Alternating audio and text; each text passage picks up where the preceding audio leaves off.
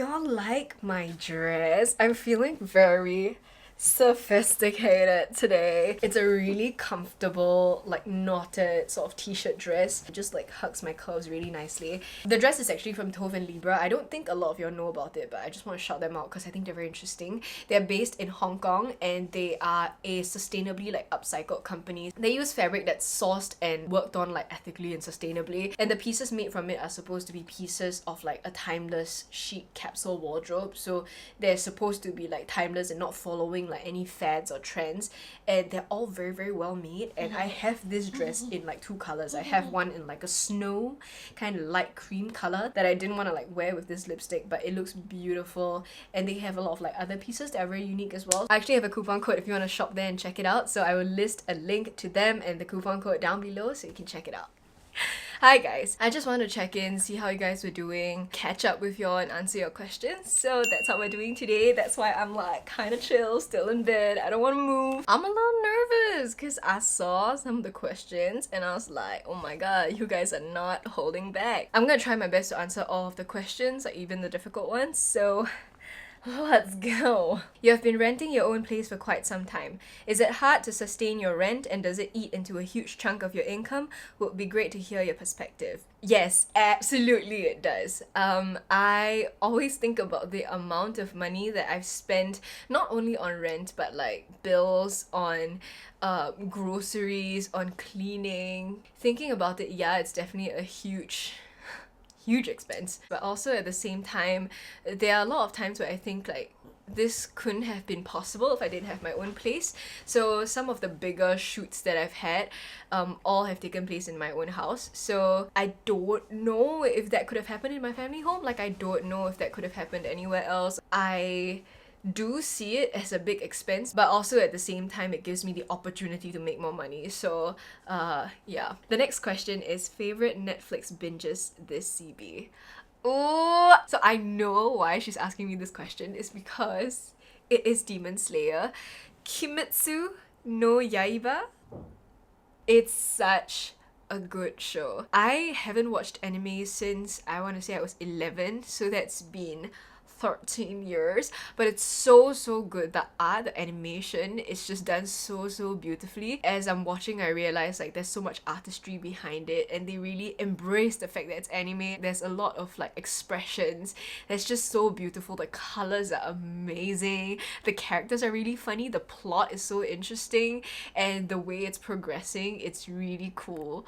Yeah, and I love it so much. It's so cool. Even the opening theme song, the OST, oh my god, it's such a bop. I never skip the opening theme. I'm always jamming out with Mavis, but like yeah, it's so good. Mavis asked, will you kiss me? The answer is yes, but also no, not right now, because she's not here anymore. And a lot of people have been asking about this, so let me just get to your questions first. Y'all jump at the queue. Okay, the first one is, are we still together? The answer is yes. What happened?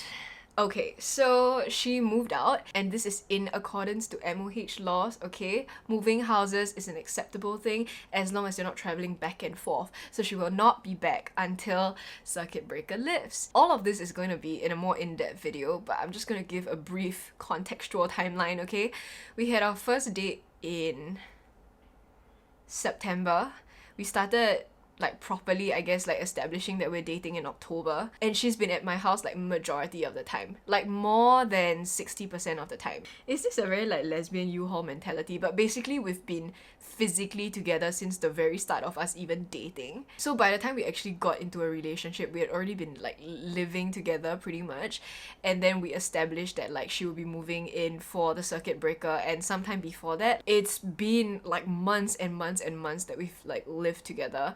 And the thing is, I haven't been in a relationship in 3 years, and I haven't been living like with my family for like quite a lot of years already, because I was like staying in my school dorm and then I moved to New York. So it's like very difficult living with someone for me. I think it's also an added conflict when it's my space, so like everything in here is pretty much mine. And for anyone wondering, like we didn't split the rent, it was still all me because this is my house. So this is obviously like a very personal thing.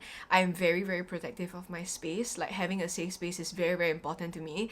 So I guess I just felt like, because this place is also not that big, we started having very conflicting schedules, and we also respond to stress and we respond to like levels of productivity like very differently. So living together at first was great. Early part of the year she was still working, so when she went to work I could do my own stuff, and then we come back and then we have dinner and we chill. But the thing is, when two people are in the same place like 24/7, we have different things to do, we have different schedules, but we have this like need to almost do things together. And it even came down to like simple things like one person being hungry, one person not. I wanted to film in the room, she's sleeping in the room kind of thing. So it just became stressful because we didn't really know how to truly like talk it out, and we didn't know how to like establish boundaries also. There are a couple of things that we still need to work on, and it's a very complicated thing, and I don't just want to say like my perspectives. Oh gosh, I don't want to sound like I'm complaining about her to y'all, because that's not what's happening, okay? I still love and appreciate her a lot. I just feel like a lot of the, actually all of the fights that we've been having don't have to happen if we didn't live in the same space. And after talking about it, like we agreed that it's the stress of like not knowing, having the uncertainty, having the fear, and having the stress of like being in such a pivotal time, especially in light of like this current global like situation, that's making her so hot-tempered and me so like emotionally distant. Did the dynamics of your relationship change since Mavis moved in with you? So yeah, this is the other thing, like with the dynamics of the relationship, like it really changes once you move in with each other, especially for us who moved in before we even got together basically. Don't know if we were making up for lost time or what, but if we were just like really like all the way 0 to 100. So the change was so refreshing at first that it just became such a big change, and it locked down like that, and I really didn't know what I got myself into. So basically, from my perspective, and this is in no way her fault, I was working, and then at the same time, because this is my house, I felt like for a very long time I still saw her as a guest, like I saw her as my honored guest. I also took care of Noodles, and Mavis was also doing like her FYP, and like I was cooking for her, I was like taking care of her and cleaning up after her because I just didn't want her to stress about that. And then I think like I got quite bitter in the middle of it all, because I found that I really had no time for myself. Like I had no time to even do work sometimes, because all the time, like Noodle shits like 5-6 times a day, right? And you always have to clean his like poop like immediately because it smells really bad. And I just found like I was taking care of people and I was cleaning the house like all day, and I wasn't doing anything. I wasn't doing anything fun, like I couldn't. And I was like, when did I sign up to become a housewife? Like I don't remember doing that. And to be fair, like Mavis does do the laundry and she like washes the dishes when I cook, and we go grocery shopping together. But I was still doing like, I want to say 70 to 80% of the work, because it is my house and I know where things are and I know how best to clean it, and I don't want to like ask a guest to like clean my house, you know, like that's kind of weird. So I don't know, like after a while I was just feeling like really like this doesn't need to happen, you know. So like that frustration and that stress, plus like the added frequencies of like small little fights like happening, it's a very disastrous mix of like her hot temper and my defensiveness. So it just every day, you know, like small fights, like nitpicking, and it just like gets worse every time because like we just sort of sweep it under the rug. So I was like, you know what, like maybe we just need some time apart. This was something that we agreed on like pre-circuit breaker, but when it happened we were like, okay lah, let's just move in together and hold up and see what happens, because we were like, this would probably work. But I think like we really needed this break, and it's a good thing because like her family really missed her as well, and I think her mom is like low-key damn happy to have her back. And she said that it actually gives her the space to like really be so sad and unproductive and just like really let all those feelings out that she felt like she couldn't, because like she was in my space and she didn't want to like negatively affect me. And for me, on the other hand, I've been so hyper productive because this is all I wanted to do. I just wanted to do my own work without like really worrying about what someone else wants me to do, or like, you know, if I have to cook, you know, that kind of thing. So I am damn happy. I've been damn productive, and we're still talking all day. We're watching Demon Slayer together. So I think like, wow, like moving in, As much as I love her and as many sleepovers as we can have, like I just don't think I'm ready for that. Like it's such a big commitment,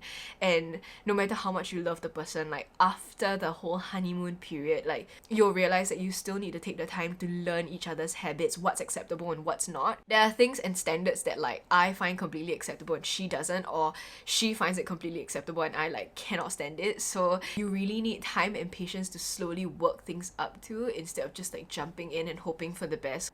So yeah, I hope this answers your questions about like what happened and everything. Someone did ask how did I come out to my family, and I will address that in a separate video because June is gonna be Pride Month and I want to make a couple of videos like talking about my experience and stuff. Any plans on settling down with your partner? Were your parents receptive of her? So, what is the definition of settling down? Because if we're talking about marriage, obviously we can't do that. Like, I think I'm at a very good place right now. I don't feel like we need to... If anything, I felt like we had to take a step back. And taking the step back has been awesome. Having our own spaces, being deliberate with our interactions so that they actually mean something and we're not like taking each other for granted. Like, I feel so much better about it. I feel like I'm in a very good place in terms of like where the relationship is now, and I don't want to change it. So I don't know, like what does settling down look like? Was it what it looked like before? Obviously when we were staying together we had like super fun times, and there were some great times and we could bathe noodles together, you know, like stuff like that. Teamwork makes the dream work. So it was like really good in those aspects, but also I felt like the good bits were starting to get outweighed by the bad bits, or like the small fights every day. I don't like that kind of stress, you know what I mean? I'd rather not fight. I'm never the one to start the fight, so I'm just like, please let's not, you know. I don't want to move on like too fast before I feel like we can settle like what we have now, and I think there's no rush. To me, like a relationship is not about the destination, it's really about the journey. And I know it sounds silly, but like I don't have a destination in mind because we obviously can't get married in Singapore, and at the same time like I'm not too keen on kids at the moment. I'm very happy with my life. I'm very happy being a dog mom, so that's like very much enough for me. Yeah, were your parents receptive of her? My mom was. My dad, I think he knows. I think he knows. But we haven't really like talked about it yet. So never mind, it's good. Like I said in like one or two of my live streams, it's exposure therapy. You know what? I don't have to confront him. I don't have to get a reaction out of him. As long as he sort of realizes, okay, this is my life and like nothing has really changed. I'm still his daughter. I'm still living on my own outside. It's chill. And the only thing different is that I am dating a very handsome girl. So it's fine. It's cool. Oh, juicy. There are two questions here that are right next to each other. It's very, very interesting. Hypothetical. If a guy shows up and matches your values, would you stay by Mavis? So what does this mean? Like, if a guy is equally as attractive, like, is that what it means? Or like matches my values in terms of life, future, like having a family? I don't know. Will you stay by Mavis? Okay, it doesn't matter whether a girl or a guy or someone non-binary shows up in my life and they're like, yo, I think we'd be great together. I'd be like, cool, but I'm already with someone else. I feel like this is rooted in the assumption that like straight couples or straight relationships are inherently better. So it's like, okay, if a guy showed up and like matches like your compatibility, like would you still stay by Mavis? Obviously, it cannot be that the potential or the fantasy of compatibility would outweigh like years of like compromise and working things out and learning and watching each other grow and like being together. And Mavis and I have had a history of like 8 years. The love that we've built like over the past few months, maybe it'll get to like a few years, I don't know, but like, you know, for the past few months like means more to me than like just some fantasy of someone working out, you know? Not working out, but like working out. Okay, fine. Is Mavis your first girlfriend, and how different is it than dating a guy? Well, I've had like girlfriends in the past, but they were not serious relationships. Funny enough, I haven't actually called someone my boyfriend until my actual like serious boyfriend, but I've had a couple of girlfriends in the past. Yes, like Mavis is my first like serious girlfriend, but also if y'all notice, like Mavis isn't very feminine. She's not very masculine or very butch also, so she's not like the typical lesbian. Mavis is just Mavis. Like to me, I don't really see gender with her. Like she's very, very fluid, and that's the way I like it. Well, I can't give a very clear comparison because I've only been with one hetero guy and I've dated like one Mavis. The difference between them, is it because of gender? Like is it because of just them and their personalities? Like I'm sure all straight guys behave slightly differently from each other, right? And like girls don't all behave the same, and I don't feel like Mavis like fits in either one. So it's an entirely unique experience. I highly recommend. Just kidding, just lay off my girl. But I will say that there is a difference in dating someone who's not obviously like a hetero male. Like having to, you know, be a little more tentative about like approaching my parents about it is one thing. I think my relatives are a little bit like gossipy about it. You know, everyone has that like one irritating like uncle, right, that no one likes. So he made like a very insensitive comment when I wasn't around, like in front of my brothers, so that wasn't cool. I think sometimes like we learn not to be as affectionate or like show PDA sometimes where we feel like it's not appropriate. I guess we're just a little bit more conscious about it in public because like first of all, not everyone wants to see PDA, and secondly, like we just don't know who is so incredibly uncomfortable with it. Like we just don't want to shove it down like people's throats. Oh, someone else also asked, do you and Mavis fight a lot? How do you all resolve fights? Okay. Oh, I'm spilling so much tea about my relationship. I hope y'all don't think like this is airing like dirty laundry, because I don't like to do this, and I don't feel comfortable. Also because I don't want Mavis to feel like I'm attacking her. I'm not. But I feel like our fights are probably something that's actually pretty common, and this is something that we really didn't see coming in the relationship, and we have a lot of work to do in terms of like processing. I would be very upset because I feel like she would start fights out of nowhere. So yesterday she got angry at me because I didn't reply for 6 minutes. So I don't understand why she gets upset. But then she tells me that, okay, she's not upset about this, but she was actually upset about something else. Then I was like, oh, what is it? And she's like, I don't want to say it. Then I was like, then how can I make it better? How can I apologize for something that I don't know I did? You know, so there are a lot of these like communication gaps that we're facing, and that's primarily, I guess that's why we're fighting. So like I thought I'm damn good at communicating, but I think sometimes I also come across as very defensive or very aggressive. Like the way I just talk is just very aggressive. Like I'm an expression gal, so like sometimes I think I come off as like defensive or abrasive, so it makes her feel like she's being attacked for pointing out something. So it's really like a back and forth thing. So I feel like I want her to communicate so that I can better understand like why she's angry, because right now it just seems like she's getting angry over nothing, and I want her to really tell me the reason why. And when she tells me the reason why, I'm like, oh, I get it, that's valid, and let me explain, like, you know, you shouldn't have any worries, like if there are insecurities, like I can address them. But for her, like I think it's just habitually it's more difficult for her to like come out to say these things. Like it's just not as easy for her because she doesn't know how to truly express herself in a way that like best represents what she's feeling. A lot of the times it's confusion, it's frustration, it's sometimes for me it's anger also, because I feel like, why do you have to keep picking fights with me? I don't understand. And for her, it's so difficult for her to get all of her feelings and her concerns out, that when it does come out, it comes off in the wrong way and she gets like very angry. And both of us are very stubborn. We just cannot seem to apologize before being like, you did this.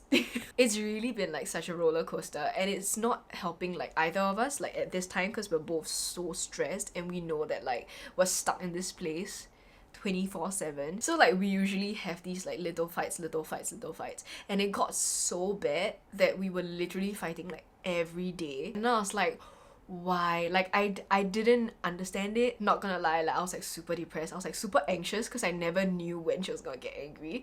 And for her, like she wasn't having like the time of her life either lah, so we were really like struggling. It's really like such a pressure cooker, like any small thing could set anyone off. So it was really tough. After being with my ex and after taking on all the abusive shit I had to take, so now my immediate response to anything that seems like abusive behavior or like just a lot of stress and a lot of anxiety, and it was making me really depressed, right, is immediately just to break up. Like, fucking forget it. Like, why are we like fighting so much? Like, it doesn't have to be like that. At first, like, I wasn't on that like breakup train, but then towards the end, like the most recent one, like I was just like, you know what, let's just go for it. Cause why? Like, why are we fighting? I don't understand. Like, why do we have to put ourselves through this? Our fights usually reach like a climax, and I said that like on the highest like peak, so there was still a lot of anger.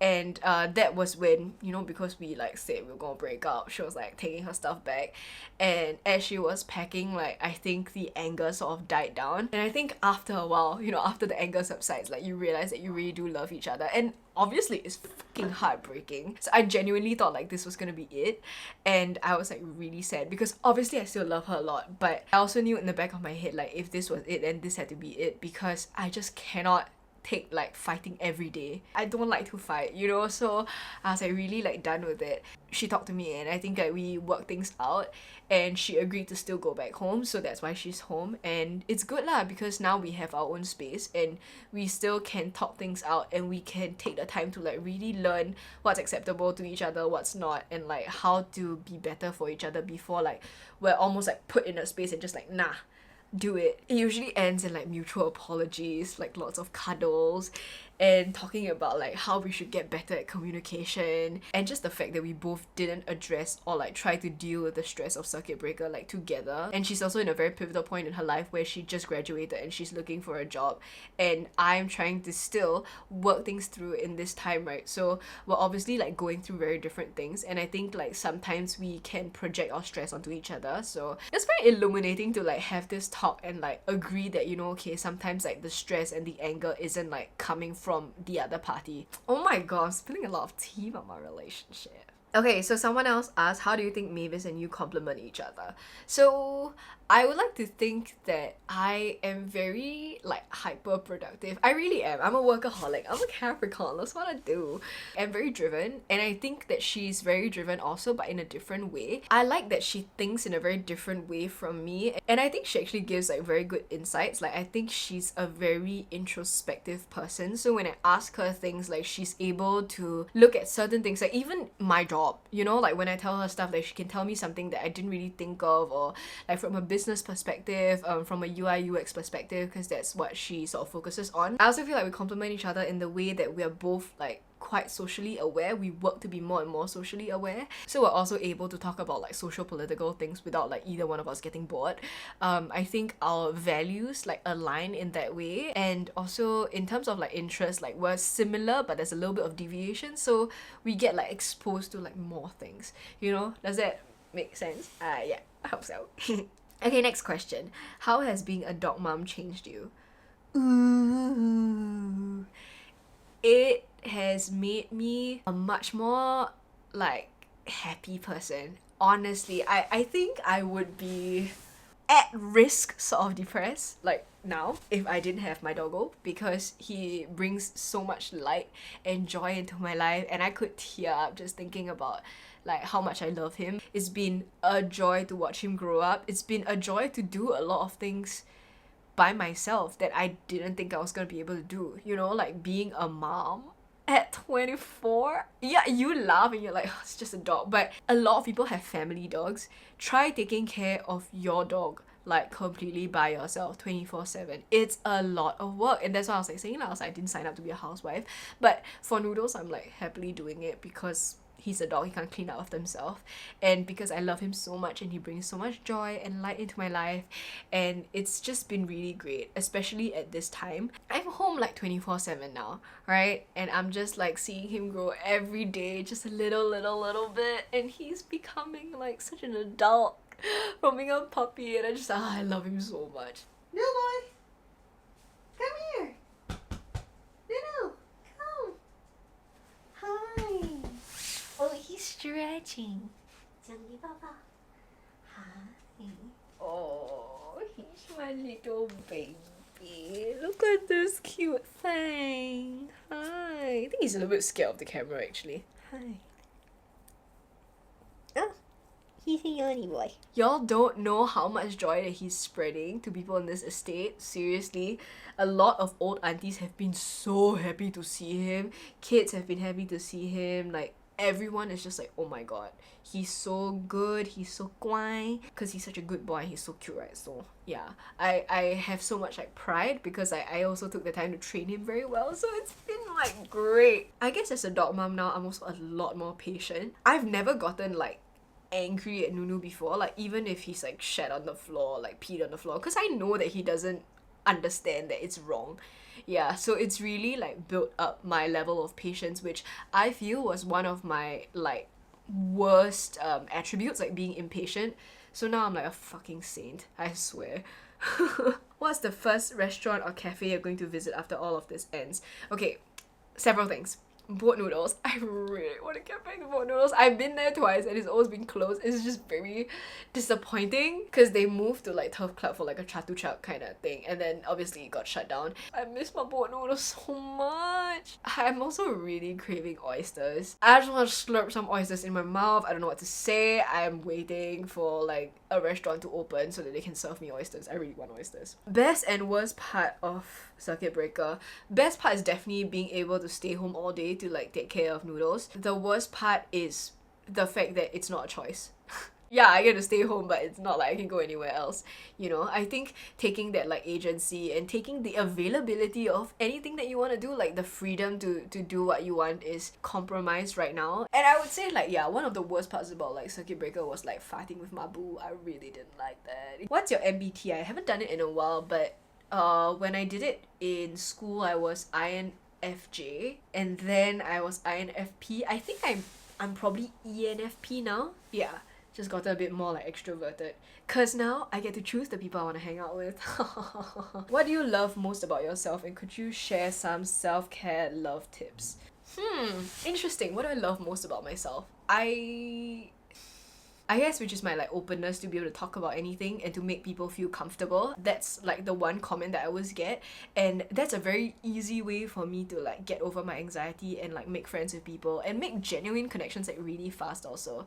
That said, it's not that I bother doing this for everyone lah, okay? If you're like a fake hoe, I'll cut you out so quick. But for the most part, like I really enjoy like having sincere, genuine connections, and I like making them like everywhere I go. I guess like for self-care and self-love, like it takes a lot, and I think like I've been put through the ringer because I'm so weird. Like growing up having this personality, I don't think I've actually ever truly changed. Like I've always been like that even as a kid. If you don't love yourself now, like just give yourself some time. I'm a very like tough love kind of person, so I always like taught myself to be better, to do better. I mean, as you can see, like it did get better, but that was after I beat myself up a lot. So my best tip for you, and something that I always try to remember, is to speak to yourself like how a best friend would speak to you, or how you would speak to your best friend.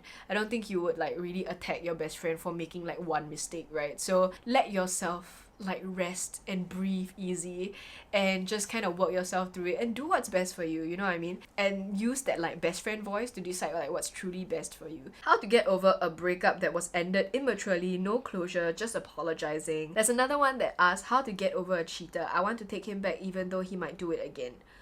Sis, why? Even if you're 50 and your husband cheats, like do you, maybe for the sake of the children, like you feel like you need to get back together, that is a whole separate issue that you should talk it out with like your therapist and like your marriage counselor. But if you're not married, you don't have kids, you're probably like under 25, like what the hell are you doing staying with a cheater?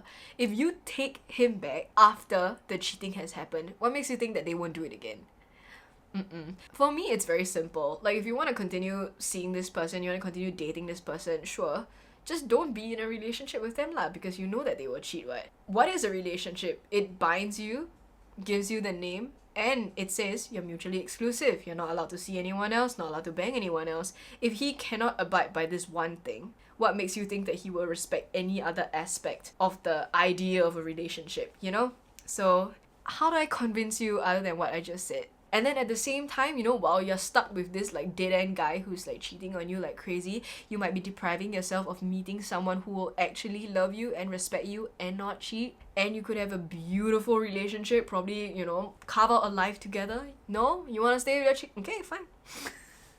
And then the question about the no closure, immaturely just apologizing, I think someone might be feeling guilt, either because they just don't love you anymore, they cheated, or you know, they just don't want to be with you anymore. Listen, ladies and gentlemen, if someone doesn't want to be with you, why are you begging to be with them back? I don't understand. My eyelashes are falling off. You might say that, Brenda, you don't give a shit. You don't respect the idea of relationships, the institution of hetero relationships. It's really not worth it, because I feel like I did that with my first relationship, and then the end of it I was like, I wish I just ended it there. There were so many points in time, pit stops, that I could have been like, god damn, should have just cut my losses and moved on. Like, breakups are hard. But the reason why I think I was okay sort of bringing that up with Mavis also is because I still knew that I wanted her to be in my life. Like, eventually when we were like not hurt anymore, I still wanted her to be in Noodle's life, in my life, like we'd be friends and stuff. But the reason why I was okay with it was because I genuinely feel like relationships are not the end goal for me, and it shouldn't be for other people, because I don't think you should rely on like having a partnership to like prove yourself or to make something out for yourself. I think you can still be single and very happy, and I was that for a while. So if bringing someone into your life is causing you so much misery and so much hurt, like why would you want to keep them in your life when they want to leave? A lot of y'all are also asking how I'm coping with everything that's going on now. They hope I'm okay. How I'm coping in the CB period, how to cope with living alone. I'm doing so much better because I actually felt a lot more stressed living with someone else. Yeah, now that I live by myself again, I live by my own rules, I go by my own schedule, I clean knowing that this place won't be dirty unless I make it. Like, it's great. I feel a lot better, and this is no shade to Mavis at all. It's just, as much as I love somebody, I just need to have my own space, especially in a time like this, to process everything that's going on and to be able to like make videos for y'all regularly. Like, I feel like if she was gaming in the living room or if she was sleeping here, I wouldn't be making this video. And also, when I'm with her, I want to spend time with her. That's why for the longest time I really felt like I didn't want to do anything, and I was like taking a break, but I was also like feeling really guilty about it, because when she's not doing anything, I don't want to do anything. Like, why should I be working when she's like chilling, or when she wants to cuddle? I'm like, okay, you know. So yeah, it's a lot better now. Thank you. Hi, Sansan. Oh, there's so many more juicy ones. Okay, now let's just go through them. So another question is, what have I been doing? Like, what's my daily routine now? I wake up. Sometimes I eat, sometimes I don't eat, depends. Not to say that I don't eat the whole day, but sometimes I do my work before I eat, or I eat while doing my work, or I eat first, like today, and then I film. I do work until like 5, 6, and then I take Noodles out for a walk. I either like tapao dinner, or I cook then, and then I eat, and then I watch Demon Slayer with my boo-boo until it's very late at night, and then I go to sleep. Sometimes I film at night, so I basically do the opposite. I chill in the morning, I wake up a little bit later, and I just hang around my house and chill. What's your current favorite dish to cook at home? Oh, I love steamed egg. I love steamed egg. I didn't know it was so easy until I was doing like the brand's live stream, right? And then they were like, okay, you cook steamed egg. Then I was like, I don't know how. Then they were like, we'll send you the recipe. And I was like, oh my god, it's just mixing it in water and straining it. Yeah, count me in.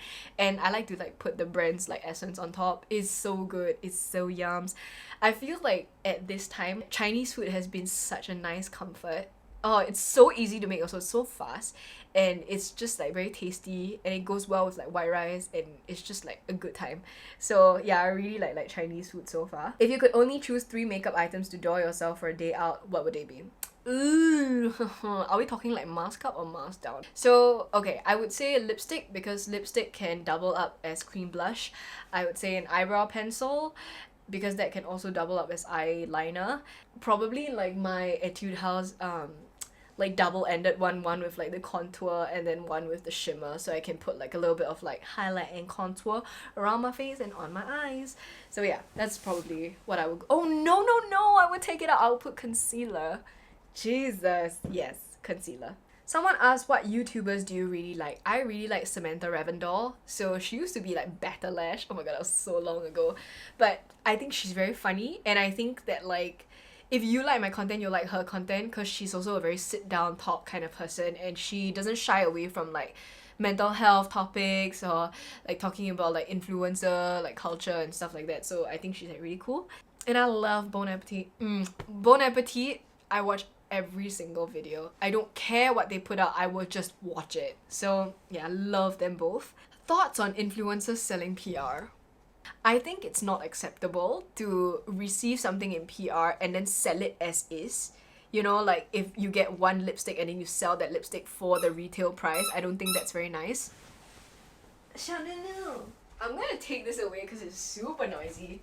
But if influencers have a lot of stuff and they put them all in grab bags and the value is like way lower than what it's supposed to be, I think that's acceptable. That's what I've been doing. Also because if we don't sell it or if we don't like just give it away, we're gonna be throwing them all away and we're gonna be creating like so much waste. And sometimes like some influencers do like use it as a barter. So instead of taking in payment, they're not paid, they just take the product to review, to try, and then they post the content. And so then if they don't want a product anymore, then I think it's acceptable that they should sell it because they earned it, what. So I'm okay with it. I'm just not okay with like, I've only seen like one and I don't really know who it was also. Someone like on Carousel would just like post like one by one and sell them for exactly the retail price. I don't think that's like very nice. Yeah. Singrin asks, what's your absolutist favorite film? It's now Parasite. Parasite is a genius piece of art. Like, I love it. Not at all overrated. If anything, I still feel like it should be talked about a little bit more. Could you recommend some songs for us to listen to? Sure. I've been listening to this entire EP. I can't wait for her to make more music. Tastes like peppermint. You smell like that pavement. I didn't think I'd find you here. This is the album. It's called This Thing Called Living.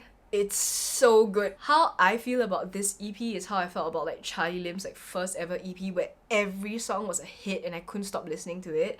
It's been months and I'm still listening to like Eloise, so she's really freaking good. And for my like days where I want to get like a little aggressive and I want to feel like a top, I go for Megan Thee Stallion. I love Megan Thee Stallion. I love the Running Up freestyle.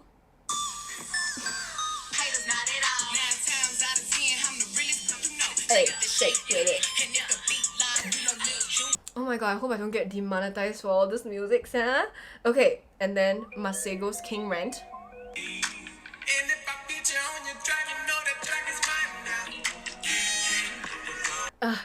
King energy. Love him. I'm still listening to like a lot of her, like HER. Yeah, a lot of like Janae Aiko, a lot of Pink Sweats. Turn this motherfucker up 800 degrees. Jump to put jeans on, baby, you don't feel my pain. Please don't give me hype. Sis, I love that. Okay, so basically, you know, you can start with that depending on your mood, how you feel, what kind of music you want to listen to. I also have an IG highlights on like the music that I like to listen to, so even those that were like 50 weeks ago, I still stand by those, so you can check them out. Yeah, with that, we've come to the end of the Q&A. I hope you found it cool. I think it's really like the bit and me being so comfortable that let me spill so much tea. But I hope you guys enjoy it, and I hope you guys don't take this the wrong way. You know what I mean when I say that. And yeah, I hope you guys enjoyed this little like cuddly session. Let me know if you want more like on the bed Q&As, cause wow, it's making me spill a lot of tea. If you enjoyed this video, don't forget to give it a thumbs up. And also, if you want to hang around with me, you can also click the subscribe button downstairs. I make videos every week. I just posted something like 2 days ago about puppy classes, so you can check them out if you want more like noodles content. But you can also turn on the bell and get my videos hot off the press, and I'll see you guys next week. Bye! Oh! Chunky, come up! Up! Here!